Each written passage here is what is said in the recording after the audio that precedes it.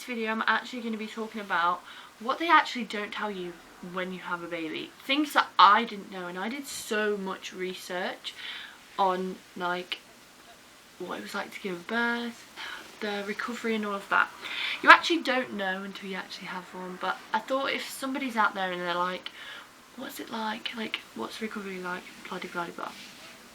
So let's talk straight after you give birth. So right after you give birth, you have to deliver something called a placenta. So I thought that I had to push my placenta out. You actually don't. My midwife just literally just pulled mine out.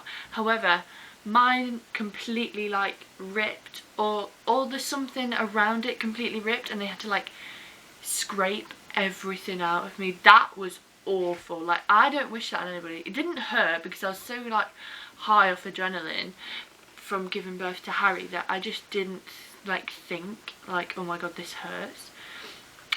But yeah, that is really uncomfortable. So another one after you give birth is you actually, well, I was anyway, this is all my experience, like this completely could differ for every single person. I got super hot and felt so sick after giving birth. I have no idea what it was. I don't know if it was the labour ward was that hot, or the delivery street was so hot, but I actually threw up everywhere because of how hot and stuff I was. Yeah, not fun. I was sick everywhere.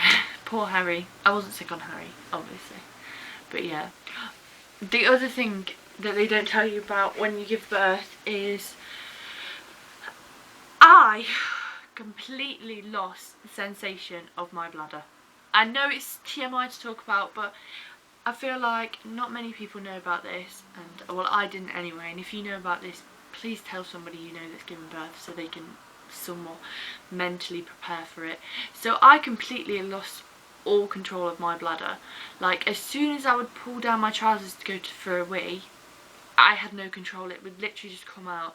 The second that I would laugh or like cough, I would just completely wet myself and I'd have to go change my like trousers. I know it's probably too much information, but I literally don't care. Like, I've given birth, of course it's going to be like really strange. So yeah, I completely lost control of my bladder. I feel like after a couple of weeks it came back.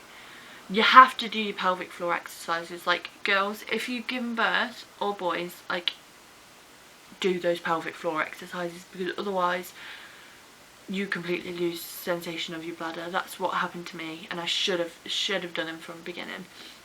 So yeah, make sure you do your pelvic floors.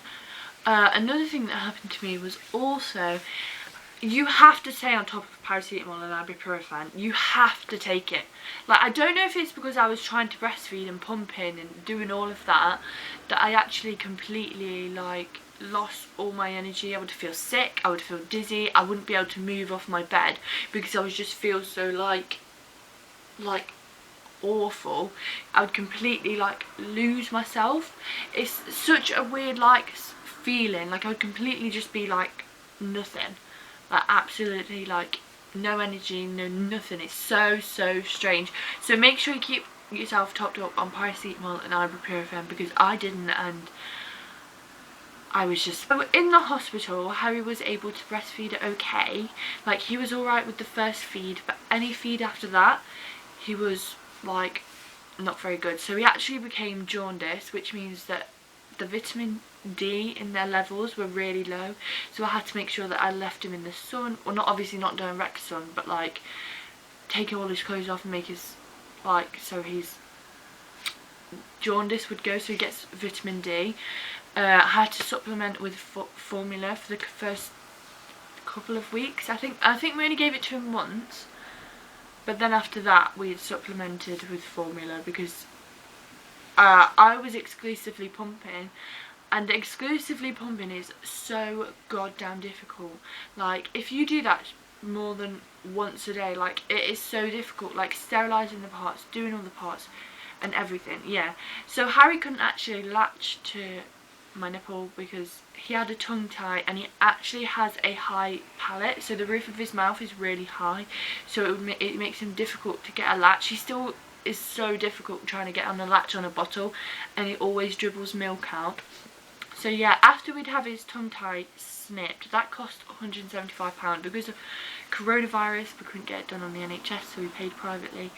And so we got his tongue tie done, and then I rang them and I said, look, he's still not breastfeeding, it's so hard. Like, I would always try and put him on the boob, like I would always try, and I would try different nipple shields, different anything, different positions, pillow, no pillow, like breastfeeding pillow, like lying down, dangling, everything. Oh yeah, also when your milk comes in, engorgement, that is awful. When your boobs are so full of milk, it hurts. It hurts a lot. Also, when you get a blocked milk duct, I used to get them all the time. I think it's because I need a new pump, but they're really expensive. Like, breast pumps are so expensive, but we did actually manage and bought one. And yeah, so yeah, blocked milk ducts are so awful. What I found worked for me is massaging as I was pumping and dangling.